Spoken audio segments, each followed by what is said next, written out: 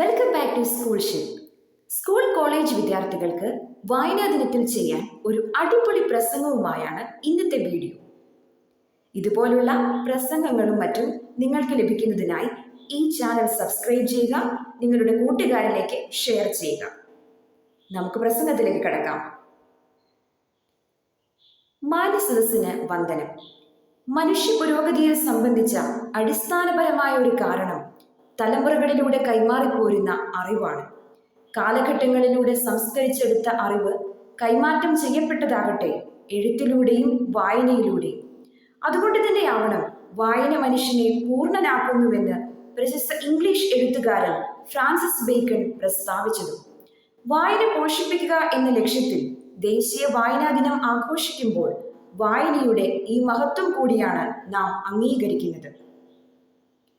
ഗ്രന്ഥശാല പ്രസ്ഥാനത്തിന്റെ അമരക്കാരനായിരുന്ന PN പണിക്കരുടെ സ്മരണയിലാണ് ജൂൺ 19 ദേശീയ വായനാ ദിനമായി നാം ആചരിച്ചു പോരുന്നത്.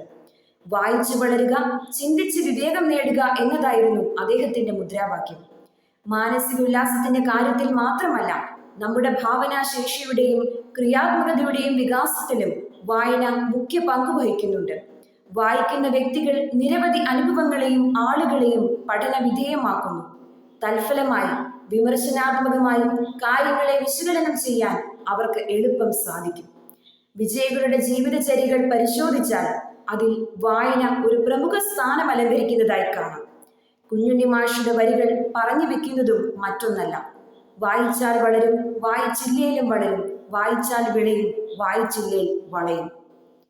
നിർമ്മിത ബുദ്ധിയുടെ ഈ കാലത്തും അക്ഷരങ്ങൾ തീർക്കുന്ന വിസ്മയത്തിന് പ്രഭയേറിയതല്ലാതെ മാറ്റമൊന്നുമില്ല. ഡിജിറ്റൽ സാങ്കേതിക വിദ്യയുടെ വരവോടെ പുസ്തകങ്ങളിലൂടെ മാത്രം സാധ്യമായിരുന്ന എഴുത്തിന്റെയും വായനയുടെയും സാധ്യതകൾ അവിസ്മരണീയമാം വിധം വർദ്ധിക്കുകയാണുണ്ടായത്. വായനക്കാരന് ലോകത്തിന്റെ ഏതു കോണിലുള്ള എഴുത്തുകാരനെയും ചുരുങ്ങിയ ചിലവിലും പ്രയത്നത്തിലും കണ്ടെത്തി വായിക്കാൻ ഇന്ന് സാധിക്കും. എഴുത്തുകാരനാവട്ടെ തന്റെ ആശയത്തെ ലോകമെങ്ങും എത്തിക്കാൻ ഒരു വിരൽ സ്പർശം മതി.